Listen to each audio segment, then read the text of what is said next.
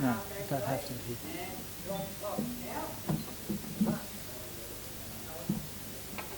Good morning. Break off between Huss Kerde and Mathew Bolton.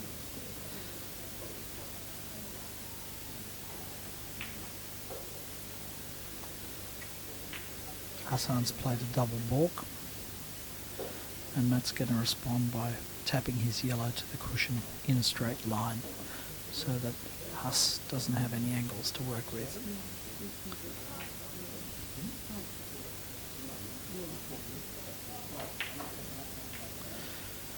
The match is over 90 minutes.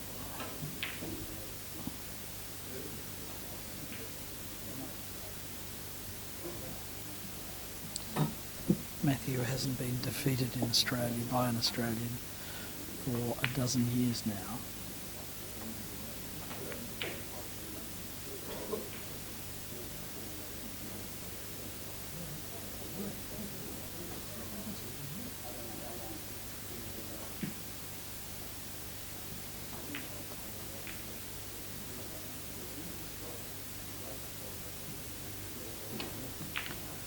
Hassan Kerde is mostly known as a snooker player and pool player in Australia, but he's actually also a very fine billiards player. Of course, he's a demon on a pot. But that's not to say he doesn't know all the billiard shots as well.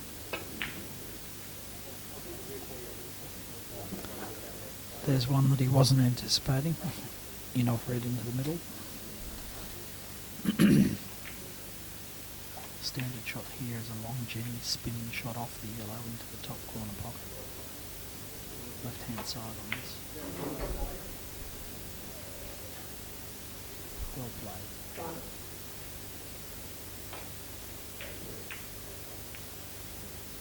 Now kind of keen to push the red over the left hand top pocket as we look up.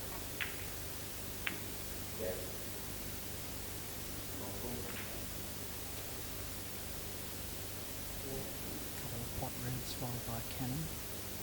He's limited to 2 red pots off the spot. One played the check side or right hand side to straighten the white back up a little easier.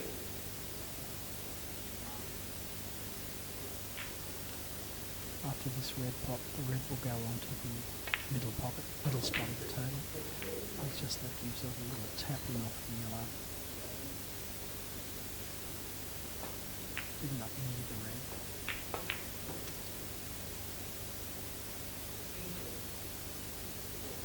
Very near in this case. Push the red over the corner pocket and make a little cannon. Actually, he's been a bit more ambitious than that. He's moved the yellow close to the billiard spot, which is a heavy scoring zone.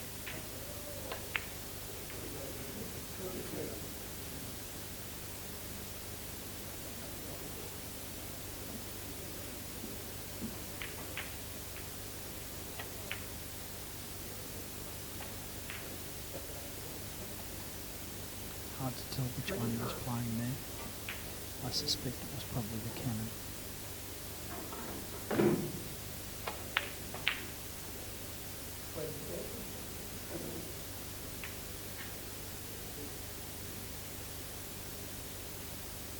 A little bit of spin on this one. Ooh, to avoid that. Didn't happen. He's limited in what he can score. He's limited to 15 hots or in-offs after that opponent's ball has disappeared. So he'll be looking for an opportunity to get the red ball, or possibly both balls, back into the protection of baulk.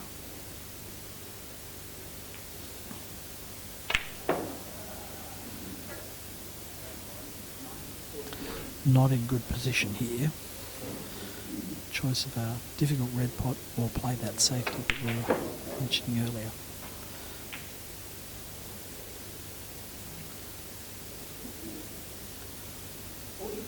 Now he's going to push the red into baulk. That's a good shot. Left his opponent very, very few opportunities there. But Mathew will have a go. The match is 90 minutes, so it is a bit of a lottery.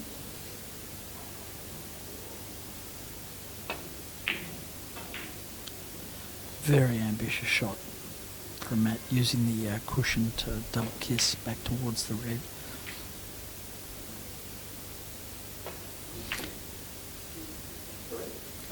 He's conceding a bit of an early start to Hassan, knowing that if he gets them around the top of the table, he'll catch up whatever deficit he's leaving now in fairly short order. That is, if Hassan lets him back onto the table.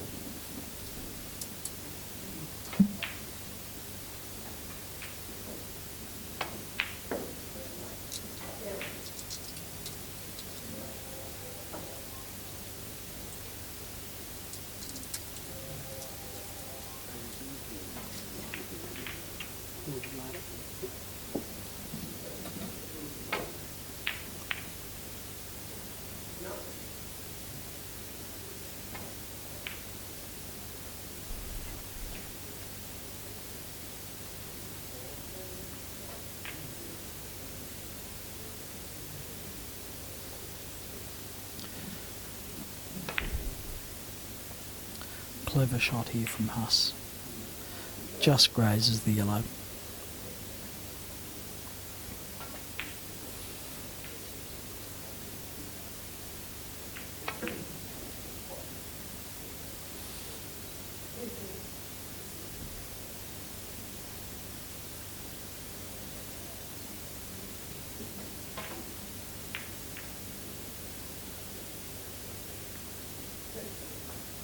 Got them nicely formed back together behind the spot.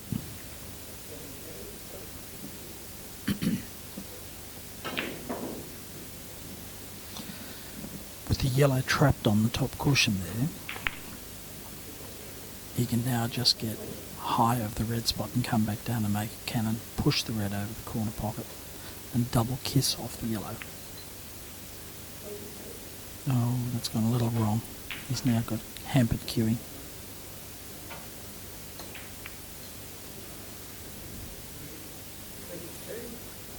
Matt's first real opportunity here.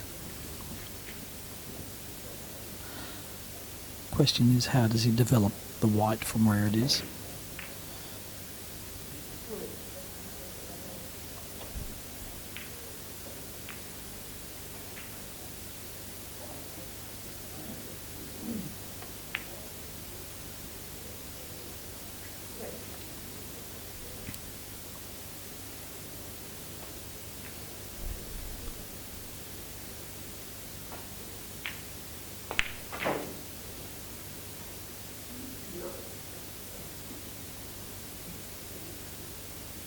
The referee for this match is Wayne Carey from New Zealand. He is a qualified referee, but he's also 8 times in fact, New Zealand billiards champion, and one of the great characters of the game. Gravel voiced, very direct, ex-butcher from Auckland. Fantastic guy.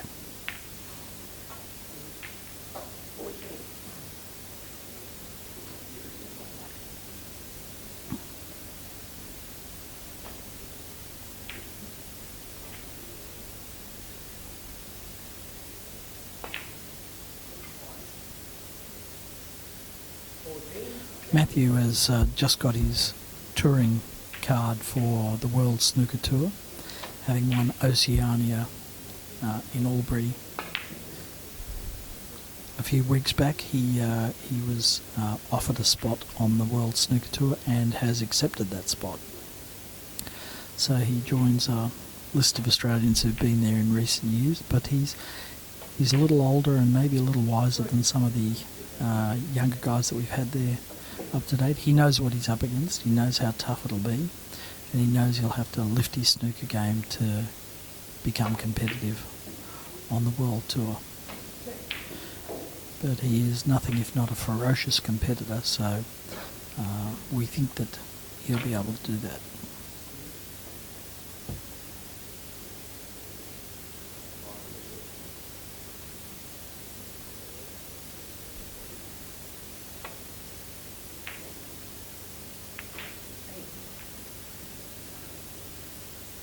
Clever shot there.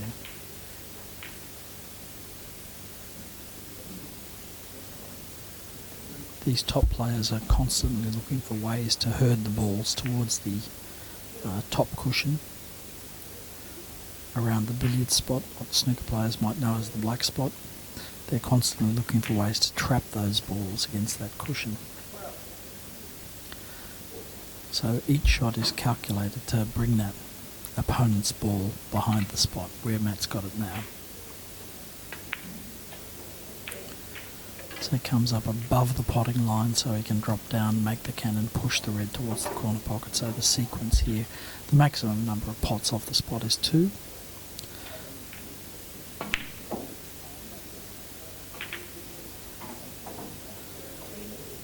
So now he's up high in top of the table position.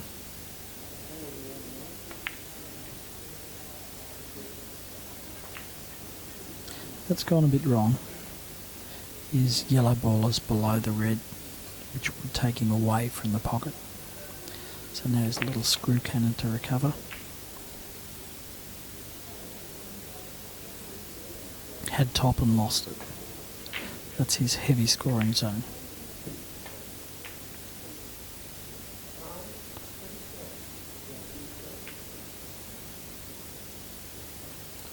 Good shot required here, not easy. Well played. Now play 1 or 2 in-offs the white, in-offs against the opponent's white ball. Try and bring it around into a position where he can regather the balls in a drop cannon. Almost there now.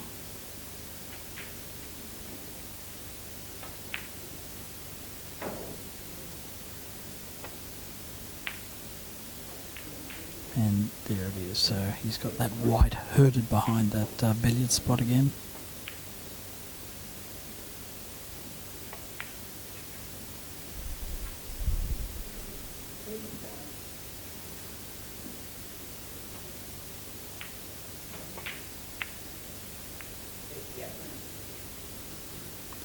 It's just a series of delicate little shots. aimed at keeping control all the time. So it needs to be up above the line between the white and the red now, so it can drop back down, push the white back down, make a cannon, and leave a red pot next.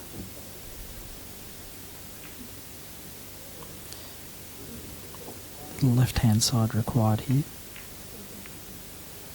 Couldn't get above the red.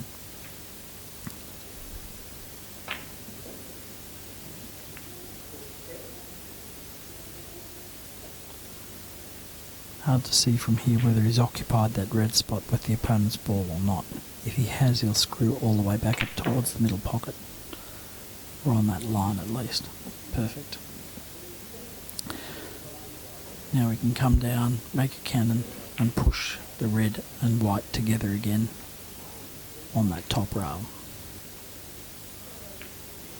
Maybe red pot. He wants a slightly different angle. Still hasn't got the right angle. So 2 pots off this pyramid spot, and the ball will go up to the middle spot. So there he is, checking the angle again. He's really looking for a half ball contact. So the ball, because the opponent's ball is occupying the billiard spot, the red ball goes on to the pyramid spot, what a snooker player would call a pink spot. And he just wants that perfect angle to herd them together on the top rail. No, too thin. Gone horribly wrong. Frustrated.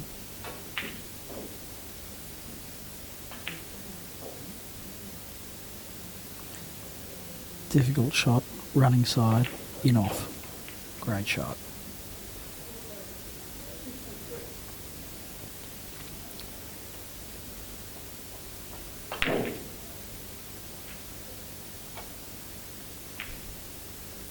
Playing on the table next to Matt is Peter Gilchrist, the world number 1 and reigning IBSF short format champion, 3 times world professional champion, and the world record break holder at 1346.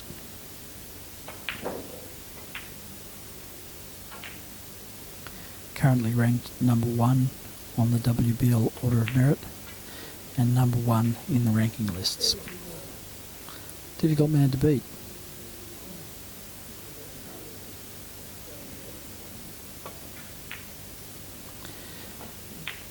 Matt's keeping the break alive, but he doesn't have the level of control that he likes to have as yet.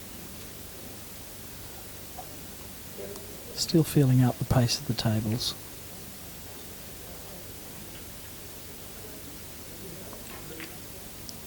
Long enough into the top pocket.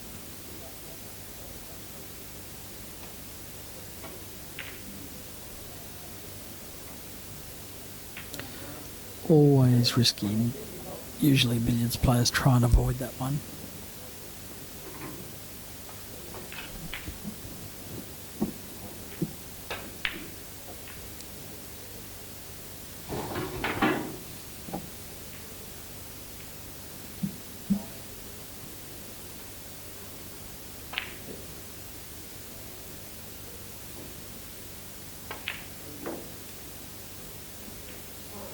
Hassan back at the table and immediately shows his preference for the red pot.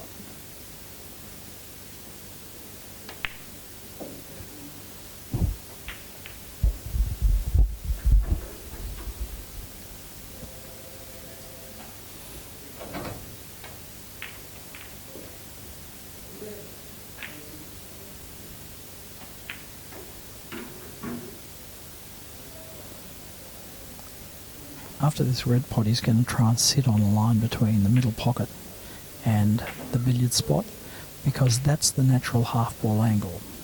It makes the next shot, the in off the red into the top pocket, relatively easy.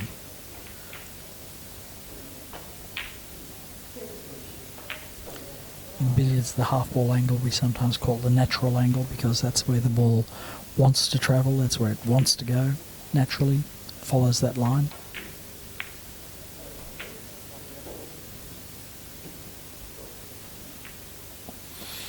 difficulties, lined them up, giving himself not much angle to work with.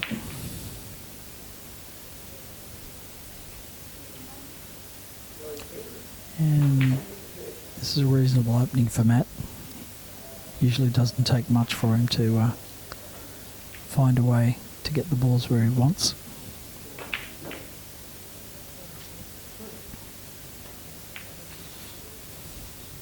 Matt can pot a little bit too. He is the number 1 ranked player for both snooker and billiards in Australia.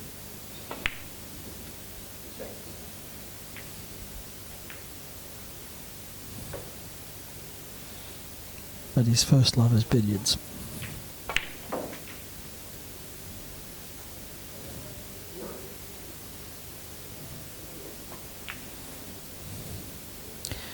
Coming down now to look for that half ball angle. So he's figuring out after this red pot where to stop his yellow ball. So a little bit of stun.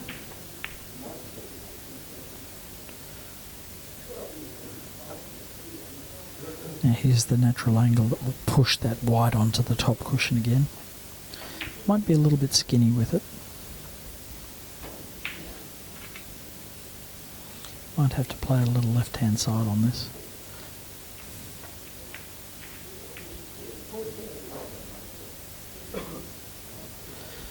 Again, he's overrun that. He's struggling a bit with the pace of the tables.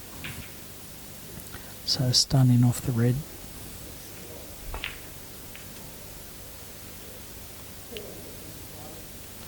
And brings it out for a red pot. Oh no, he's playing in off the white. Risky shot on these tables. Okay, he's got that pace worked out. Ball's moving quite a lot on the cloth. The cloth is playing very heavy, and he has to predict how much that ball is going to move on the cloth when he's playing so much check side on it. A lot of the players have struggled with that.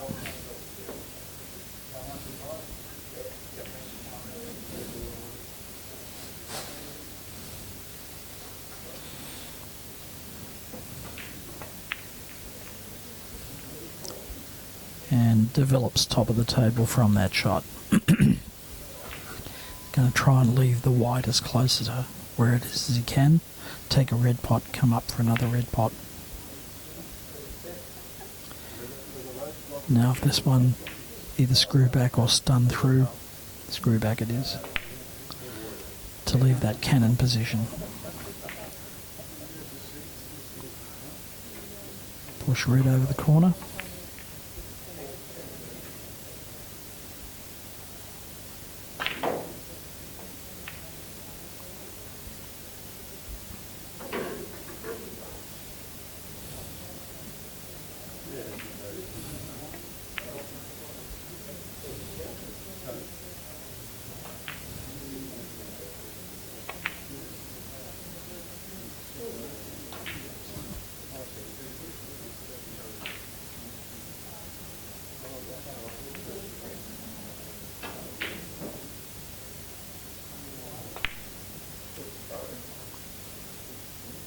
Matt's got them under very close control here.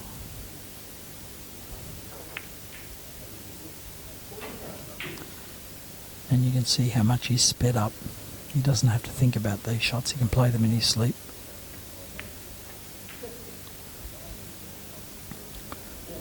All of the good players do this, they speed up when they get them into standard positions. No thinking required, it's almost automatic.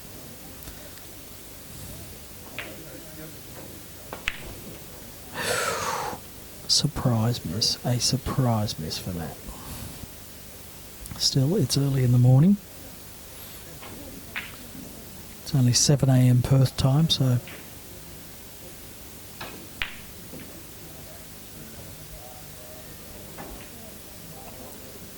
oof.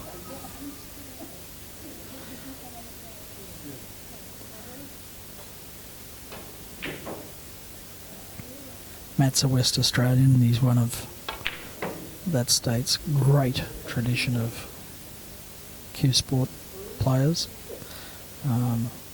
All of the greatest Australians have come from Western Australia. Walter Lindrum, Walter Albert Lindrum. His name was he was named after the West Australian state. WA Lindrum. Bob Marshall, who was certainly Australia's greatest amateur, until perhaps the advent of Matt Bolton, yet to be determined.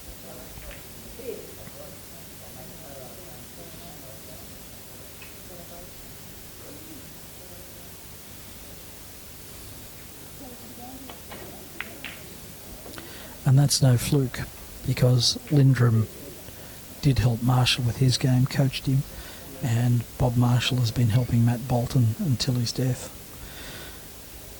Even in the last week of his life, he phoned up Matt and said, "Matt, come over, I've invented a new shot," in his late 80s. Bob Marshall won Australian National Championships 51 years apart, and there's certainly no other sport where you could claim your national championships 51 years apart. It's a record that I think will stand forever, unless Matt lives to 100.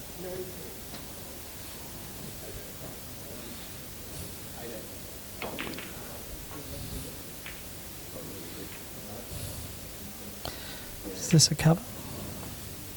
It is, but look how cleverly he just got around that. So he played that thin with check side to spin it off the cushion and leave an easy pot red. So it comes up high now, chip the white, tap the red, leave a red pot, and push the white behind the spot again. Stun pot.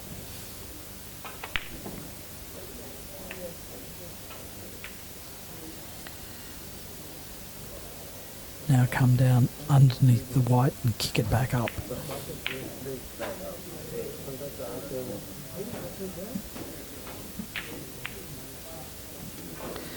It's a pattern, it's like a little dance. And Matt knows all the steps.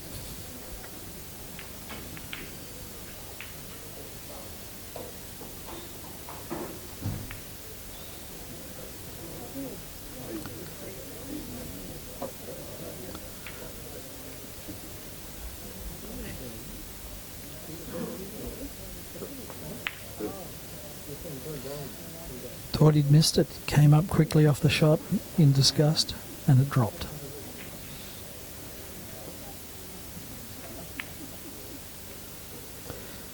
Each one of these shots looks so simple, and the great Clive Everton, who's been the commentator and journalist of our generation in the sport, has a lovely phrase that describes billiards at this level as art conceals art.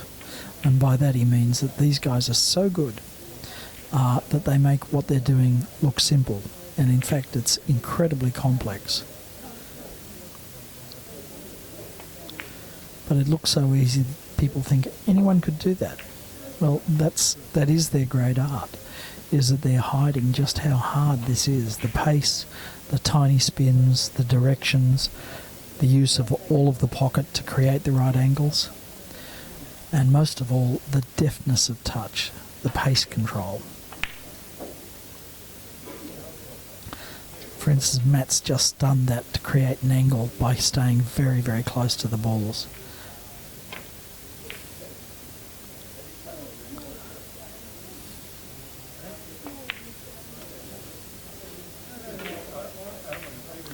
So here he's left an angle to come up higher so he can drop back down and make the cannon.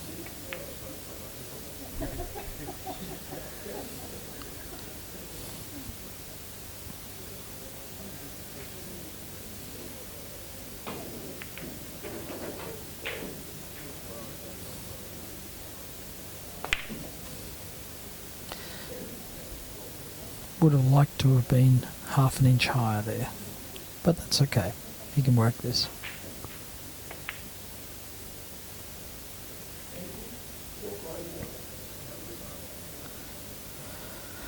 So he might hit this a little bit more firmly and cross the white back up again. Yes, so he's brought that white back towards the spot.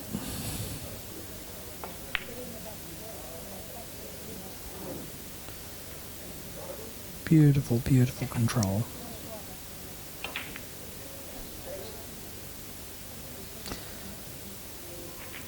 come up a little higher on this one. Come back down and make that cannon. Essentially, when the ball gets below halfway between where the red gets respotted, the billiard spot, and the top cushion, the players will try and recover it back to close to the billiard spot. Now Matt's just made a balk line crossing there. The balk line rule is in force for this tournament, which is meant to break up, make even harder, as if this wasn't hard enough. The authorities like to make it even harder by preventing these guys from staying at the top of the table. And they do that by saying that the cue ball that you're playing with has to cross the balk line from the billiard spot across the balk line. And that's meant to break up top of the table play. But as you can see, as Matt just executed there, many of the players have worked out to leave an angled red pot travel right around the table and straight back to top of the table.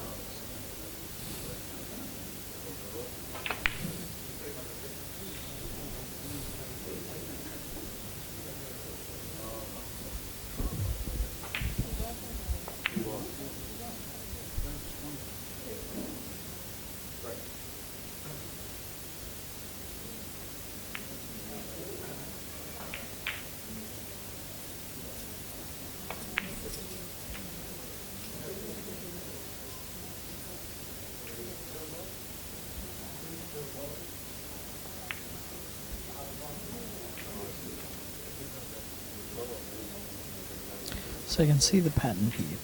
Push red over the corner and control that opponent's white.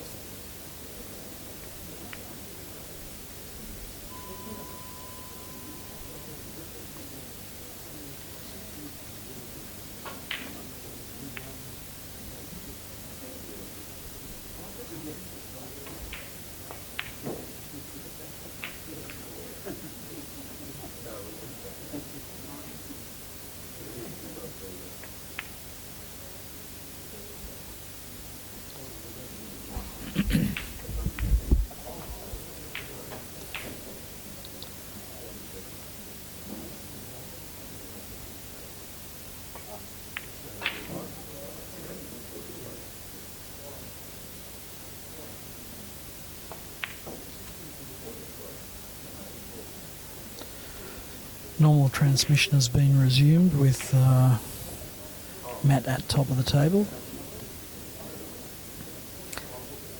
Looked like Hassan was scoring early, but this is pretty much what might have been anticipated, that when Matt gets them to the top, he can keep them there for a long time. In fact, he's kept them there for 831 points, which is his top break, made in Carlo in Ireland.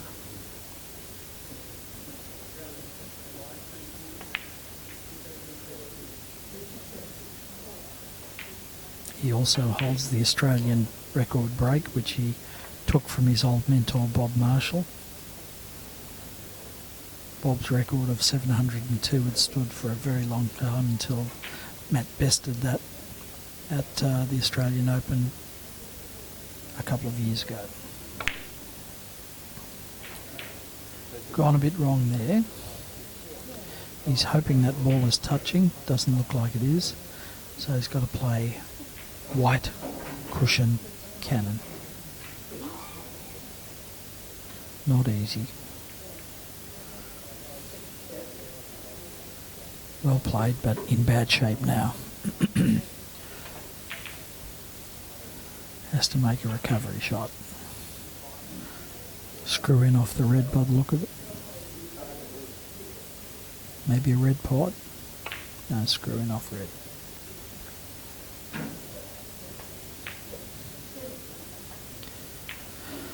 Still not perfect.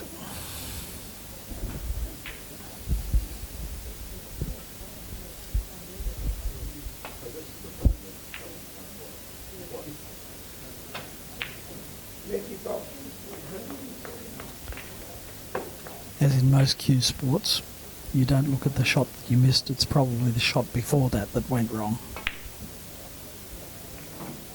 Good shot, Huss.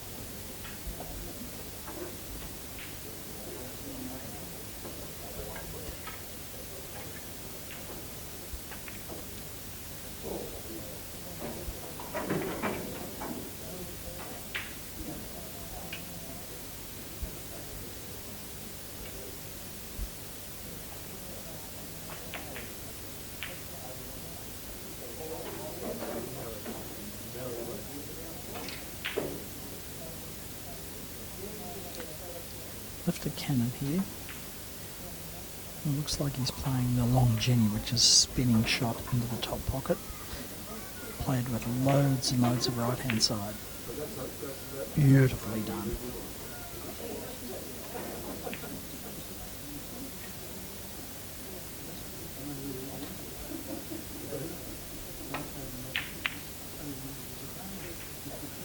Bit of a thrash, that one. But it's worked out rather nicely. It's a very workable angle.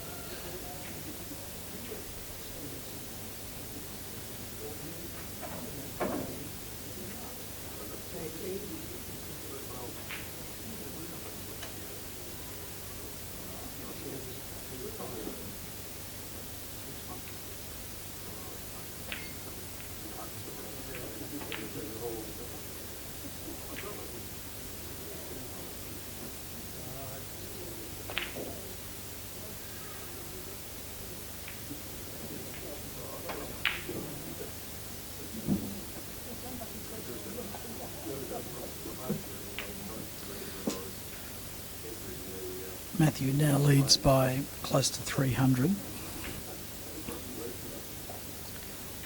54 minutes left in a 90-minute match.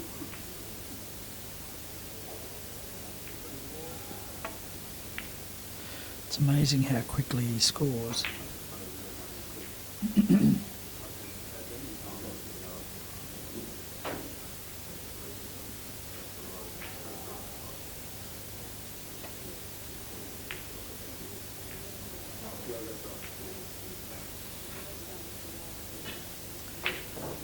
Back under close control.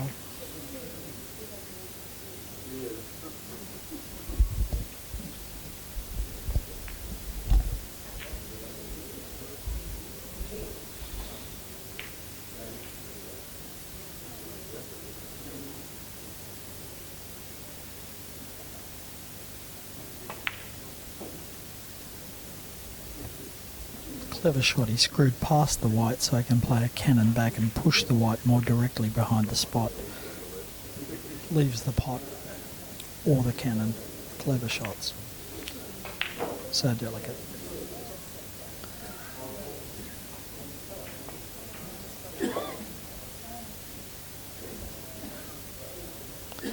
So here he'll just roll through to leave an angle to come back. in the so-called recovery cannon, so he comes underneath the white here and kicks it back up towards the red spot.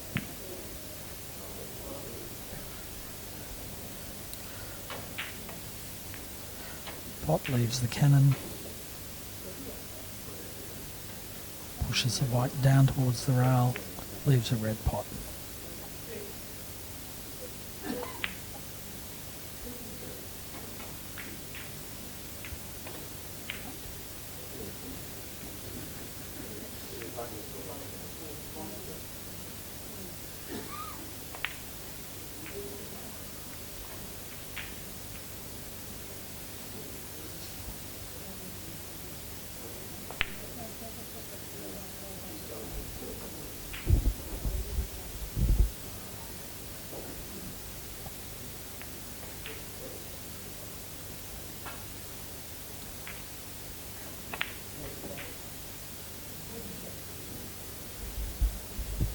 The other matches in progress at the moment. Michael Pearson versus Danik Lucas. Danik is making a welcome return to national and international competition. He's been the King of Queensland for a very long time, but his talents deserve a wider stage than that. You can look at some of his incredible breaks on YouTube where he runs nursery cannons, top of the table, open play. He's a very, very complete player with a deftness of touch that perhaps only Matt Bolton can rival.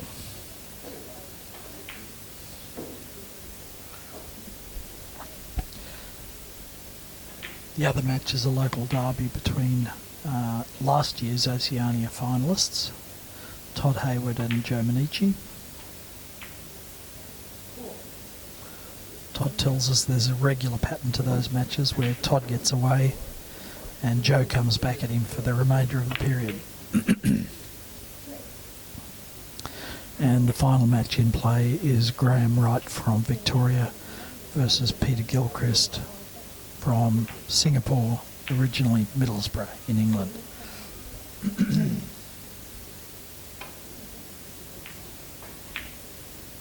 We've had a number of international players in this tournament. David Walsh from Ireland, although he lives in Sydney, and Adwin Tay. Malaysia's number one, a fantastic developing young player. Kiwis, Wayne Carey and Mark Taylor. And Singaporeans now, Peter Gilchrist and Glenn Yeo.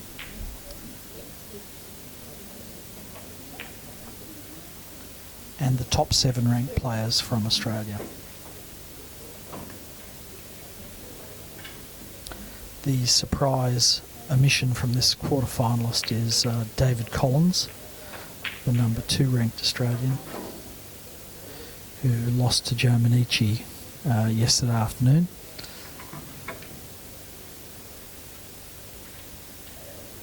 Most of the other seeds have gone through.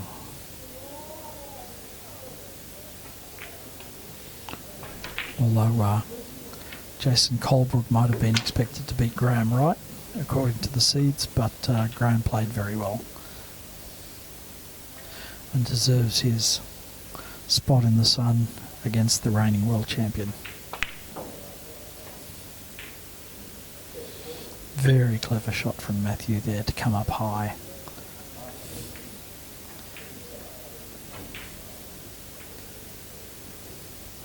Delicate little one now.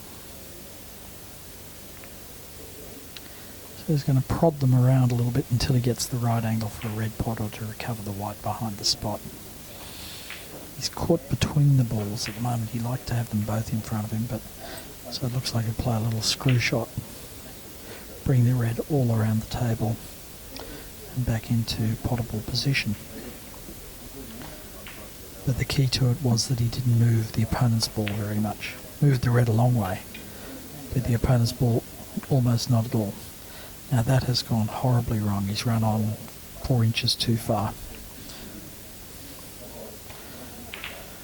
Now he's left with a little chip cannon with an unfavourable result likely. Oh no, he's played a much better shot. A stun long Jenny.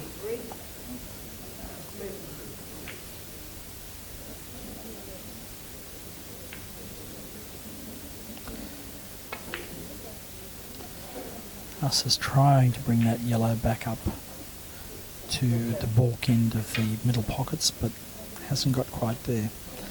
So he will fall back on his favoured modality of pot red. Sit the half ball line. Oh, dropped in. He wasn't expecting that. He didn't want that. Now he's left with a long in off the yellow. Very missable. Well played.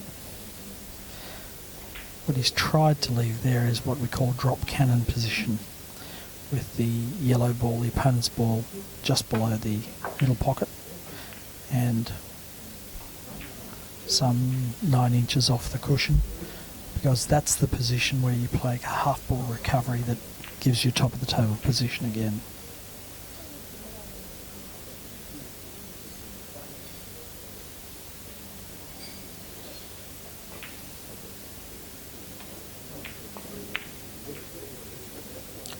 Let's play that a little more firmly so that he can try and get on the cross loser half ball angle.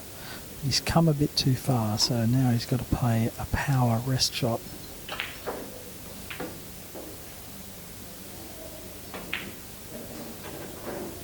Very difficult to get the right top spin on it. It makes it curl in from when you're playing with the rest. Much easier to stun the ball.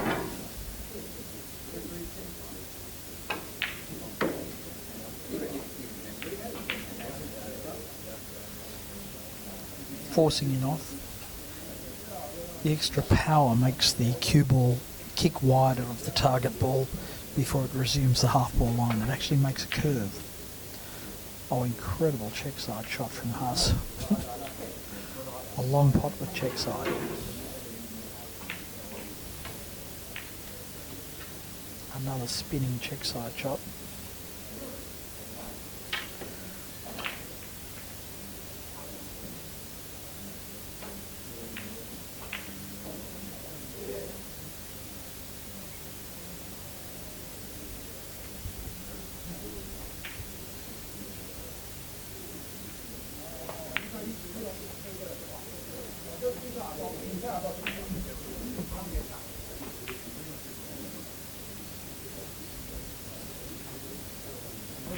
Caught betwixt and between here, he can play a little chip can. Cushion first, just misses it.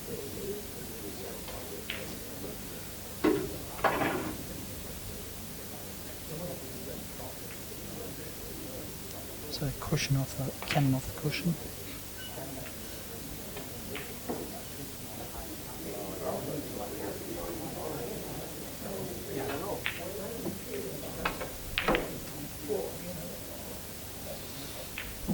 Gone a bit wrong there. He's lost the opponent's ball. You do get 2 points for potting the opponent's ball, but in fact you don't want to do it because it's a missing scoring opportunity. You're stuck with only one ball.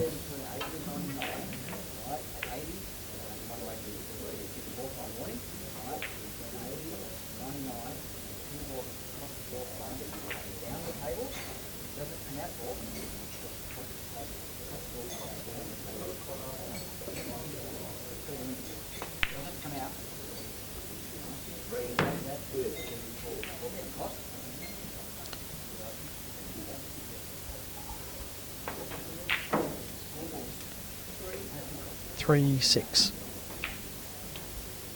Matt showing a little frustration there.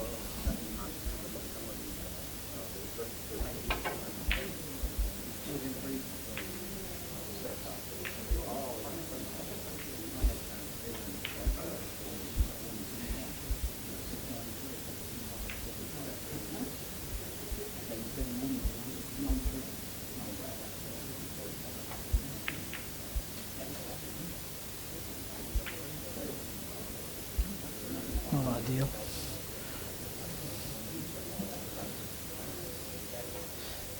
He's playing a cannon here off the top cushion. Beautifully played. Pushes the red over the corner bag. Clever shot.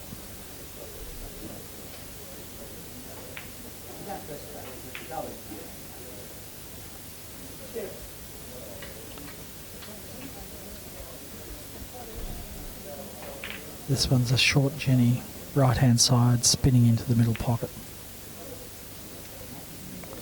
So he's brought it back out in the middle of the table to give himself choices of red pots or in-offs.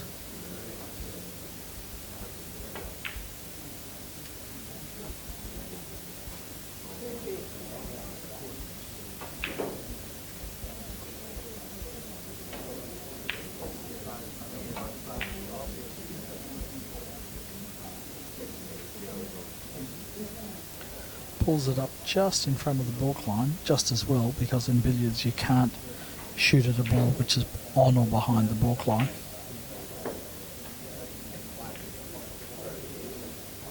Not perfect on the half ball angle, so he'll look at the white ball instead. Wants a nice kiss there, gets one.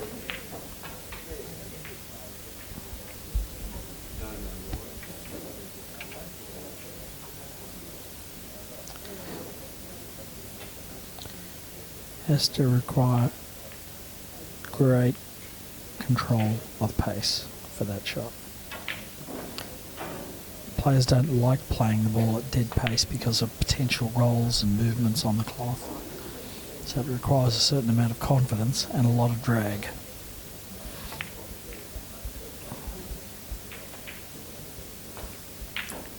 Got them nice again now. Caught the red a little too thick. But we'll try and spin it across and hold the red, I think.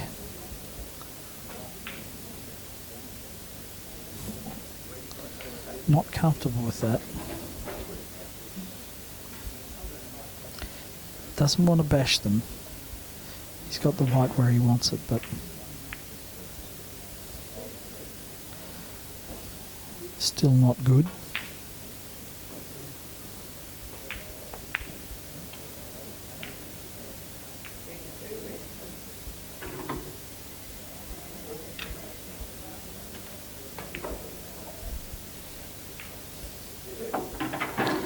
Huss doesn't waste any time.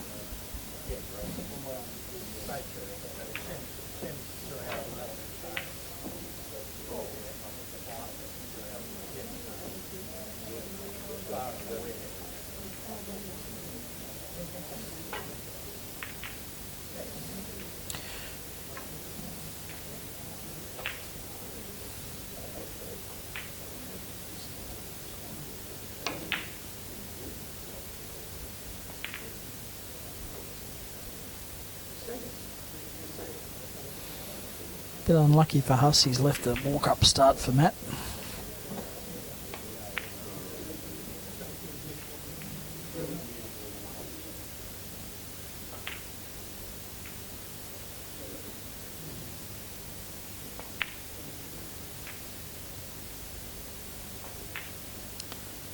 Matt's sitting on the close to the cross loser line from into the corner pocket. It was a little wide of that, so he played it with spin, which you can see on these balls. The billiard balls now carry spots. Some people call them measles balls, so that you can read what spin the players are putting on the ball. That's an innovation that was first used in carom billiards, particularly three cushion where the balls are spinning like tops, because it makes it a little bit more decipherable for the spectators. And for developing players, it's fantastic to be able to see all the trade secrets of the pros.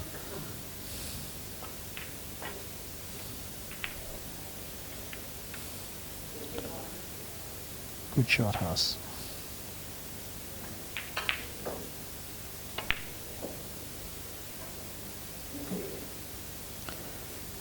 Left in off the yellow.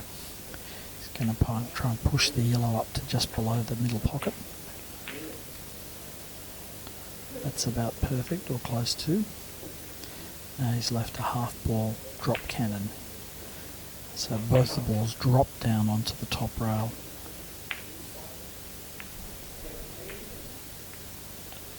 Come on, brought the yellow up a little too high. but he can recover this.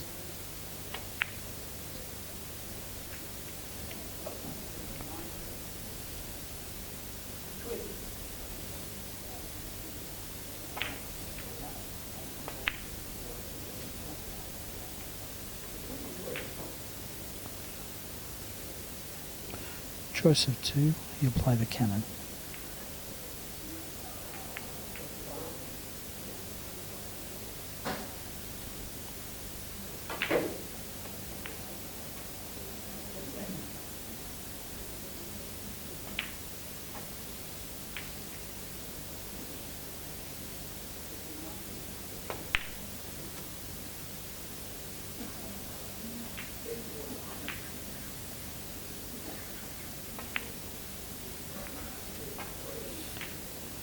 Scored them all at once there, not ideal. Bit fortunate that he's left it in off the yellow. So it brings that opponent's ball back up towards the middle pocket. If he brings it past the middle pocket, he plays in off the yellow. If he leaves it short, he plays the drop cannon. Drop cannon. Fortunate kiss, I think.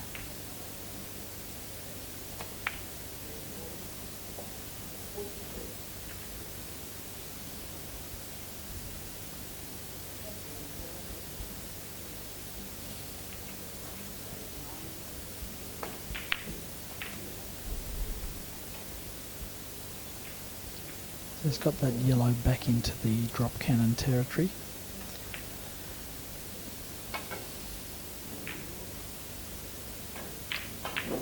So a 6 shot would be nice here, where he pots the red and follows it in, because he's got drop cannon already in place.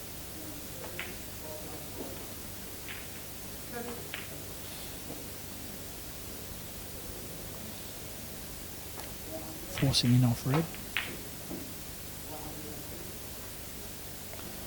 And that doesn't come up too high. No, it's come up too high for the drop cannon. So I have to play a couple more reds to get it back into shape.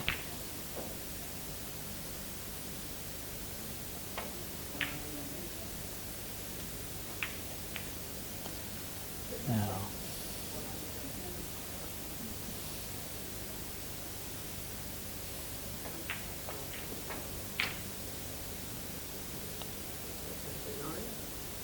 great thing about billiards is that all of the players see the patterns in slightly different ways. There are patterns of play, and Huss will see it slightly differently to Mathew. It'll depend on their individual strengths and preferences. But now he's trying to set up that drop cannon position, get the yellow back behind the spot. Too hard.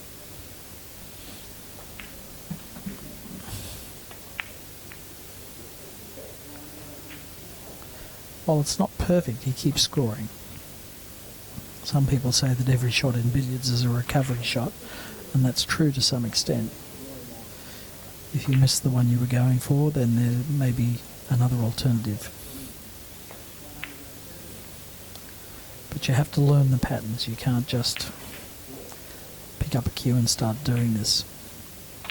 And it's a long apprenticeship. People used to say a 20-year apprenticeship in billiards, until Pankaj Advani came along and won the Indian Championship at the age of 18.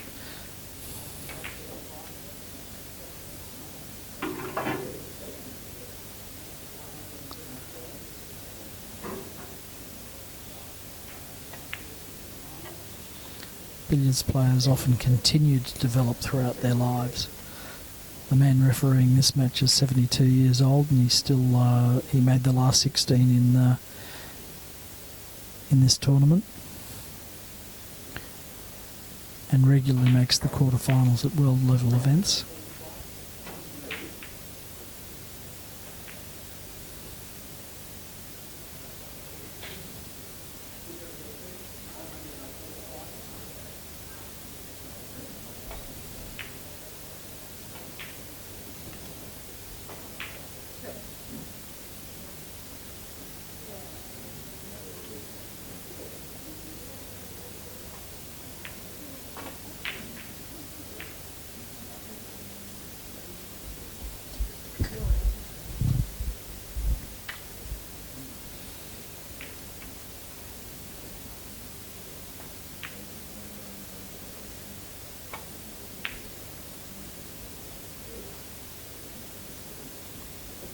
It's struggling with the pace a little bit.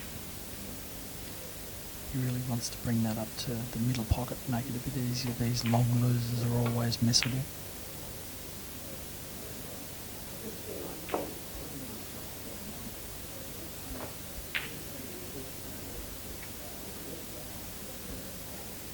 He's sighting this with his eye, just judging the half ball angle.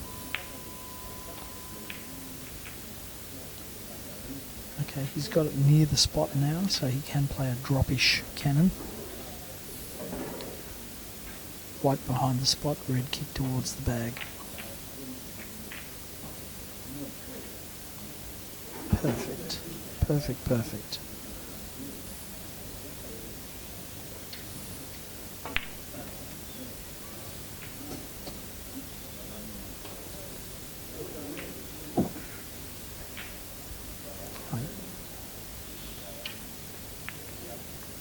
So it just grazes off the white, leaves it in position. Comes back up with a scoring pot red, leaves a cannon. Back into his familiar top of the table pattern. Delicacy of touch. Precision control. Really Matt's great strengths. Precision.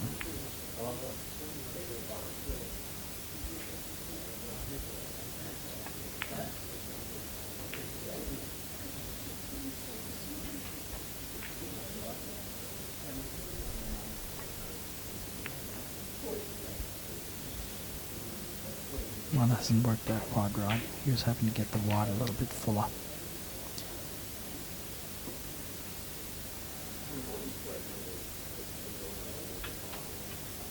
Frustrated. Spinning long Jenny with the right hand side into the corner pocket. Pretty thing.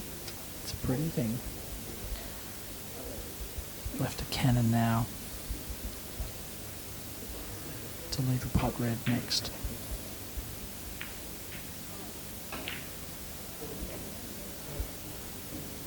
Beautifully done.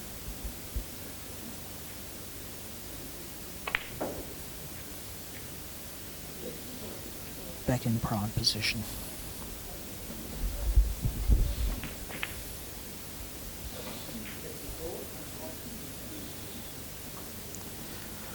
White's too low, so I'll play it a little bit more firmly and kick the white back up. Double kiss.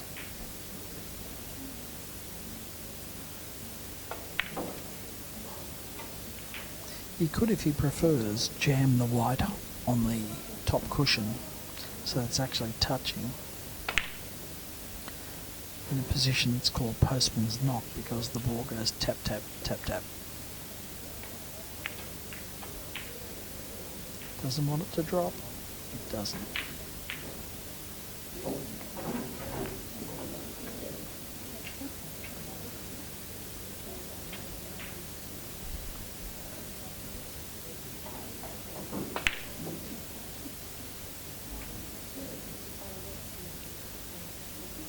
Delivers the cue all the way through. Even on the softest of shots, look how far the cue goes past his hand. Critical in billiards, important in snooker, but critical in billiards.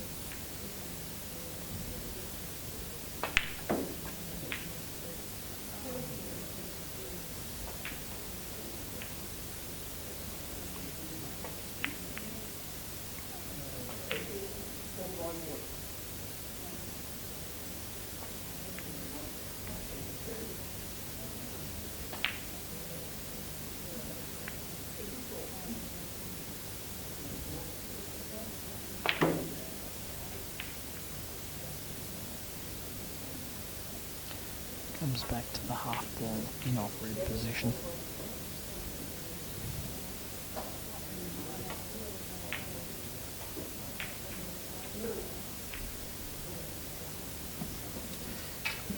Bob Marshall, his old coach, always used to say, play the back ball.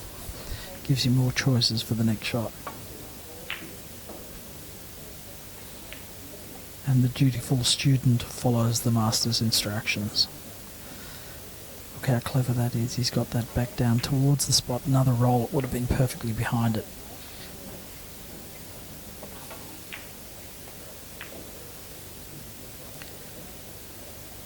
But he's left a drop cannon, a reverse drop cannon. Typically it's the white that's higher up than the red, but still the same result. Pushes the white behind the spot, leaves a red pot. Looks so easy, incredibly difficult.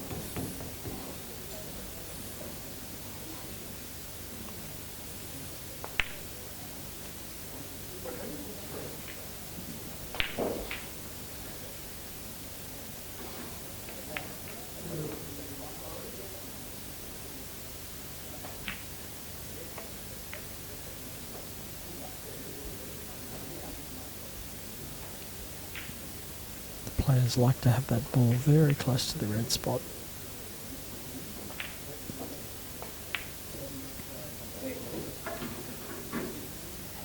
Because it gives them more choices for the next shot.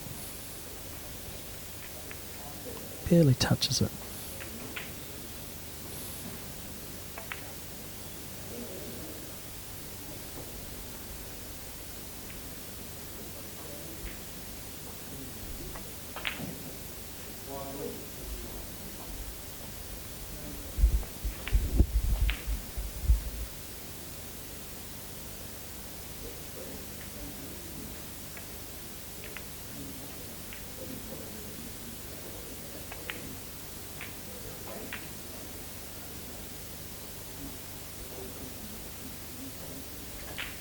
I'm going to try and leave these balls lined up kind of straight, because this is where he plays the recovery cannon. Comes in from underneath the white and kicks it up back onto the line. Now he comes high of the red pot and knocks it back behind the spot.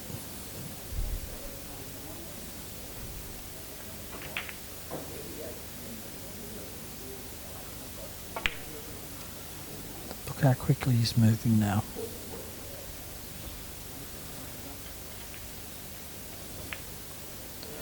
Not a lot of feathering. Get down, see the ball, hit it.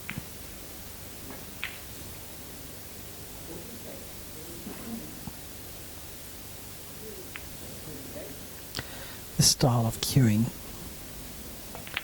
can be very, very dangerous in snooker. It's kind of lazy, relaxed style almost, because he knows the shot so well. Oh, that's so clever. Raises it and comes back up.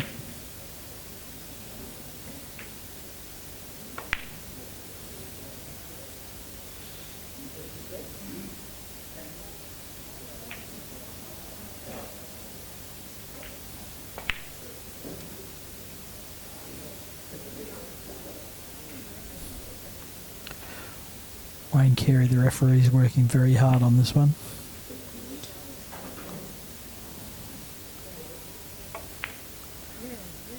Wayne has to fetch the balls. He has to count the limit of 2 off the spot.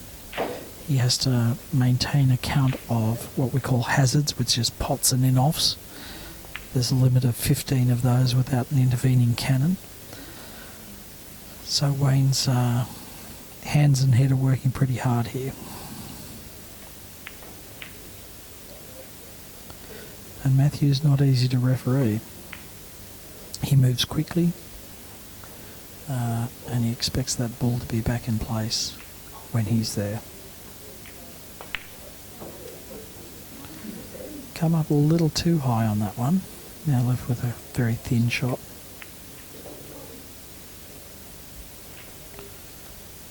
But got it back very nicely. That white is right behind the spot again. Ideally he'd like it offset by half a ball or a ball's width away from the straight line between the billiard spot and the top cushion. Makes it a bit easier to manoeuvre. A bit more space around the spot.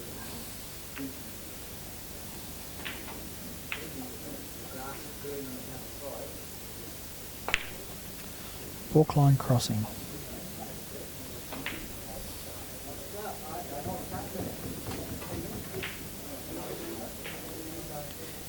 and back into top table position.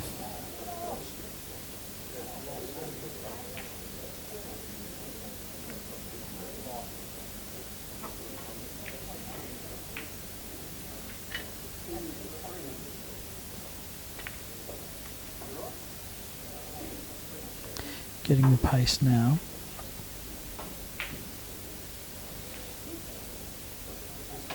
Matt's practice table at home is being converted over into a star style table for his foray into the snooker in the UK. So more than ever he is used to fast style tables with not much movement on the cloth.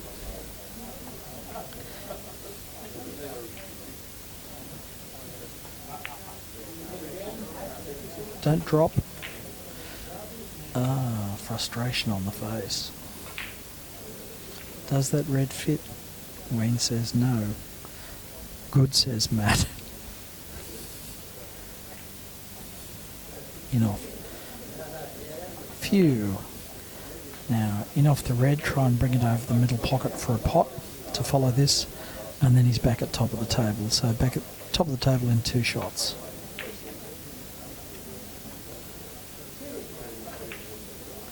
One.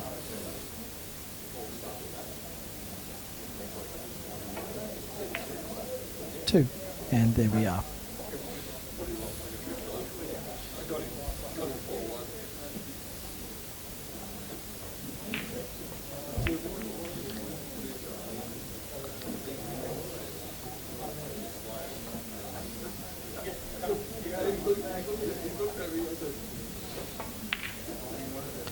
There are perhaps 8 or 10 players in the world who can play top of the table with this kind of precision, and Matt's certainly in the best 2 or 3 of those. In terms of precision, there's the great Mike Russell, Pankaj Advani is precise, Mathew is precise, Danik is precise. Many of the other players, including Peter Gilchrist, are perhaps a little looser in their shots, but more creative. So it's a difference in styles. Peter can score heavily from everywhere, whereas Mathew tends to be more of a top-of-the-table specialist than Peter.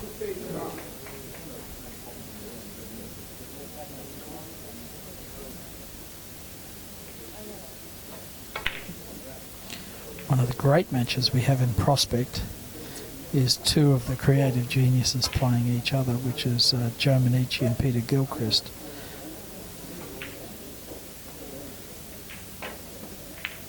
Shot making there they'll be wonderful at the standard shots, but if they get out of position, expect some crazy stuff. They've both got brilliant shots in their repertoire.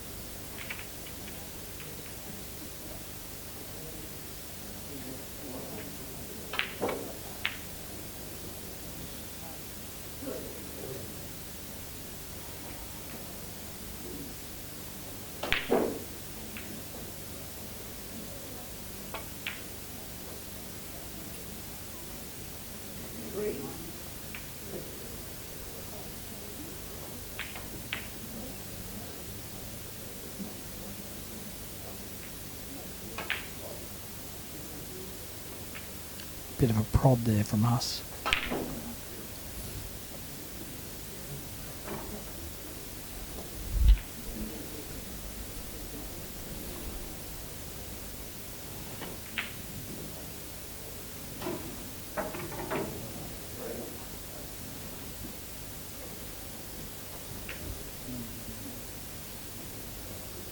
Check side in off the white. In off the white again, try and bring it around into drop cannon position. White will travel fairly close to the corner pocket, but Matt controls it well and leaves drop cannon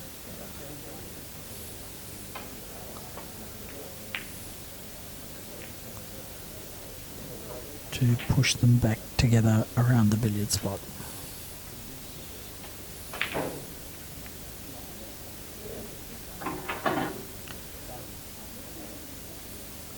It's years and years of practice to recognise these patterns.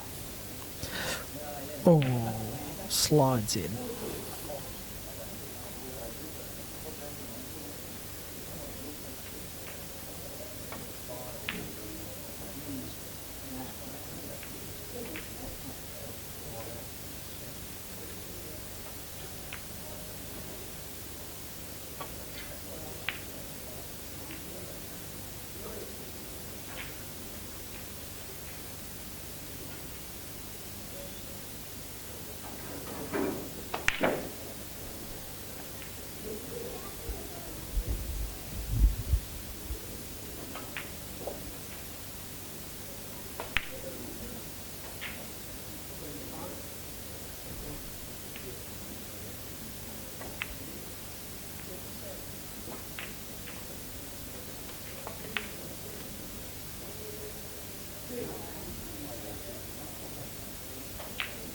No rest for the ref.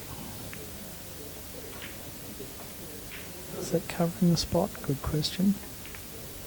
Not anymore.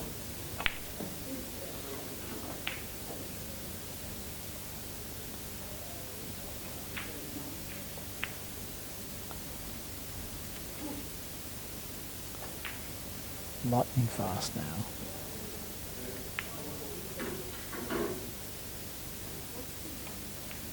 Made a tiny cannon there.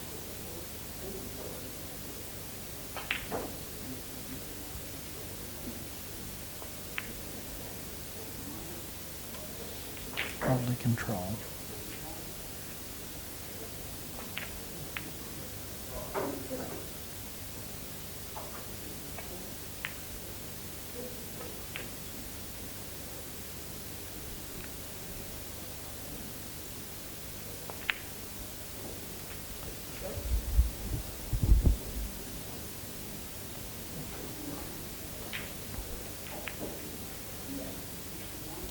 So as he knocks the opponent's ball further and further towards the cushion, he's now looking for an angle for the recovery cannon. Rushed that one a bit, but that's what happens. You get into that free-flowing, fast-moving pattern. 6-shot from Huss. He spun that cue ball into the pocket, knowing that he'd left himself from balk and in off the yellow, and will try and bring it up into drop cannon position, but he's a little narrow, so his only shot here is really a cannon off the top cushion, softly. So much spin on that one that it went wide. Left Matt, I won't say nothing because one never knows with Matt, but not much. Yep. Great shot. Didn't bash it, controlled it, in off the red.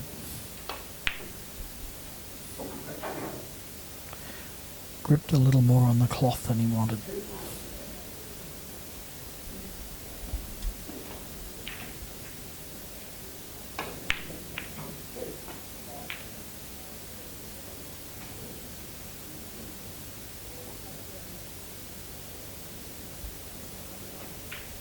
Huss thinks he's got an in off here.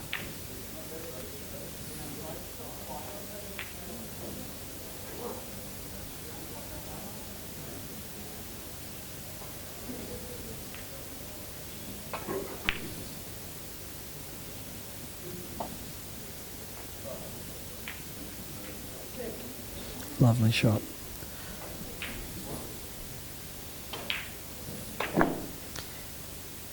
Hammers that one just to push the opponent's ball back out into the field of play.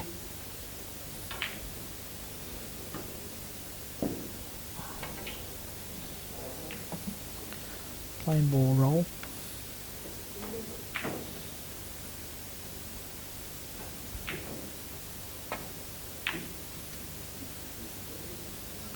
Anything in the middle of the table is pretty good for a billiards player.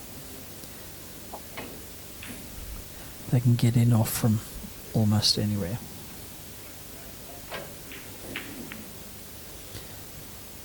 Did not want that kiss on the yellow. It's taken the pace off the red, so it ends up just out of balk and not in an ideal spot. So looking for a way to get that yellow up towards the red so I can make a cannon and recover the position of the red ball.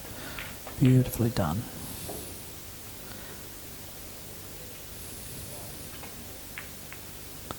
Plays cushion first so that he's knocking both balls back out into the middle of the table. Surprise, missed pot. Huss has actually represented Australia at 6 red snooker and a number of IBSF snooker tournaments.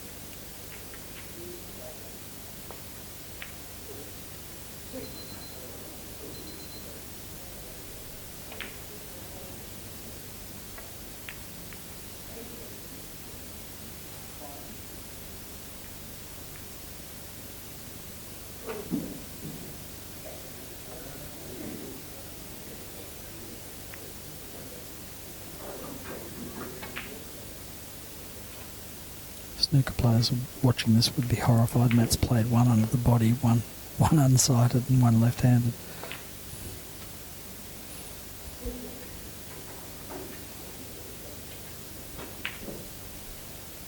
But there is a natural rhythm to billiards. Once you get in that scoring zone, you do tend to move quickly because you're just instantly sighting the balls and striking them. And if you don't have that rhythm, you may never be a great billiards player.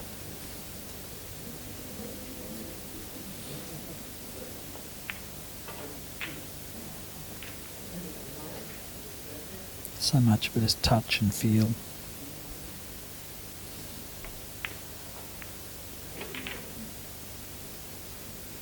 Gone a bit wrong there. Got a recovery shot back.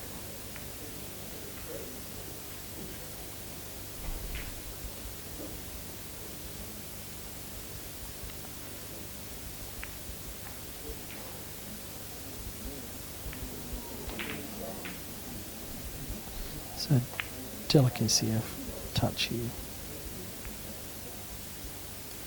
Almost got them, not quite, almost got them into the nursery cannon position.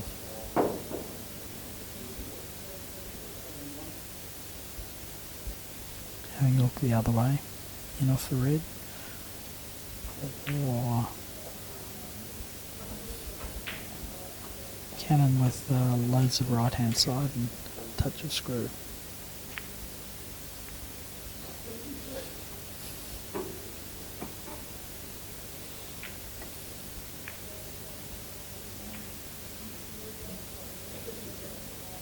Recovery cannon from up the back.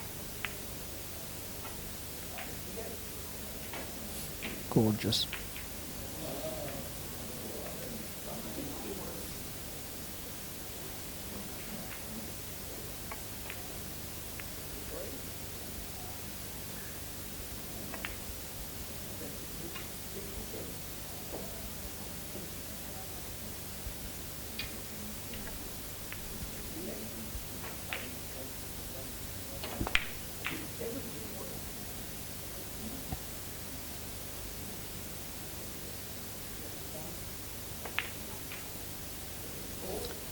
Used all the pocket there.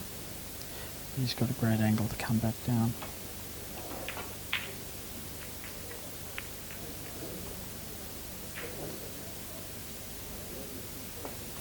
All these top players are chasing Danik Lucas's high break of 323.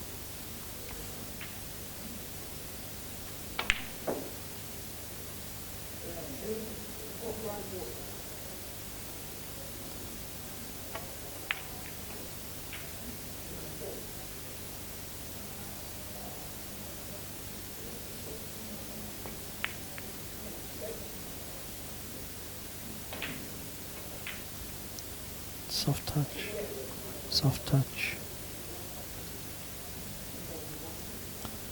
red pot.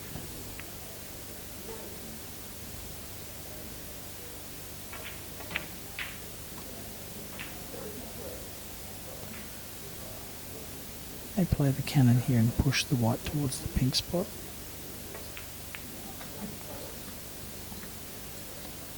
Which is a place he can recover top of the table position from. Not wasting any time.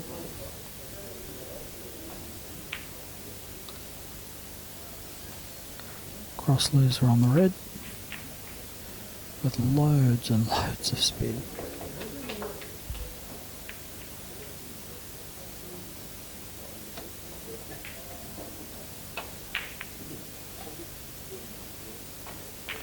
Very difficult shot to calculate that second ball position.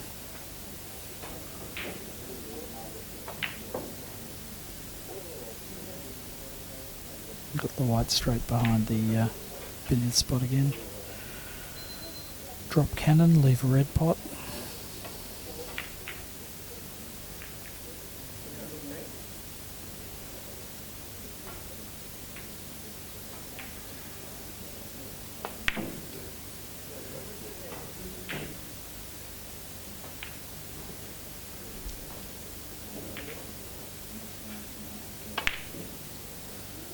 Snatched that one.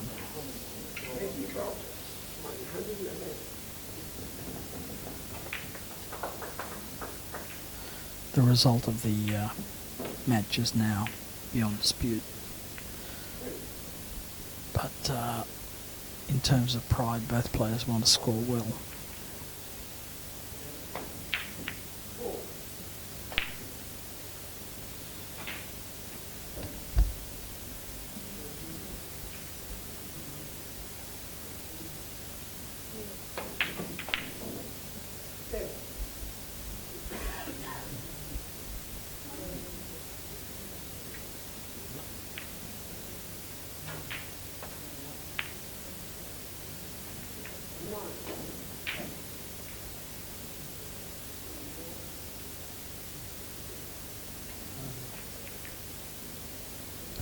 On the other tables, Michael Pearson has been dominating table time against Danik Lucas.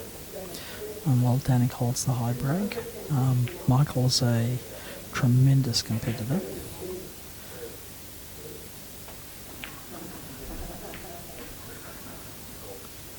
And knows this club well. He plays inter-club for the Hornsby RSL club. Mathew's playing a one-handed shot.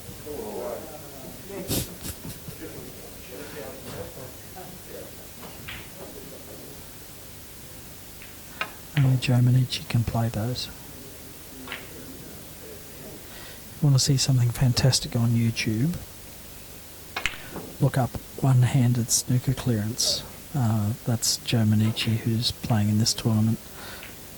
Clears the colours, the snooker colours, with one hand.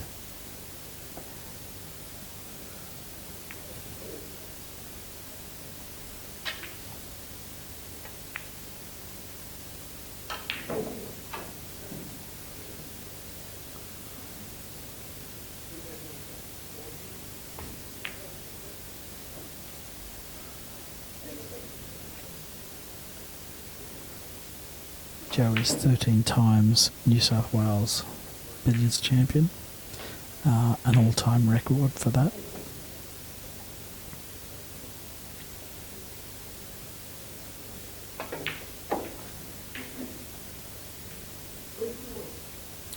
Huss has pulled that one up a bit short, so he's got in off yellow to try and bring it around off 3 cushions.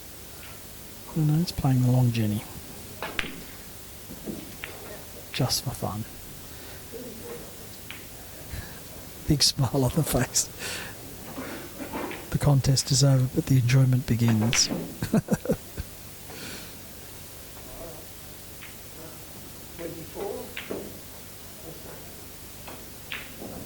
Mathew might charm a shot or two himself.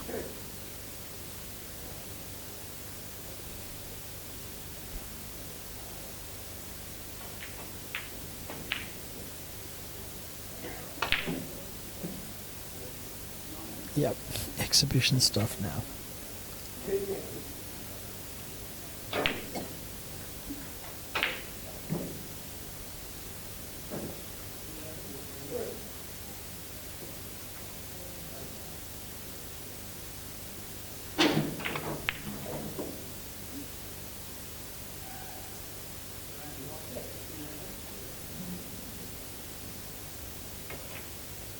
Spin, spin, spin.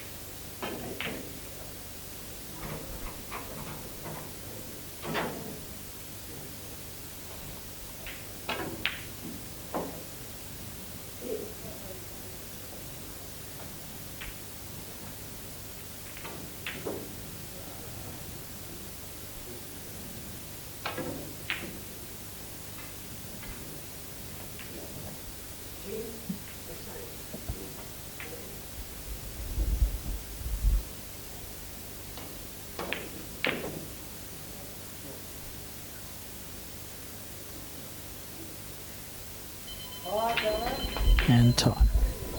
Mathew Bolton, the clear cut.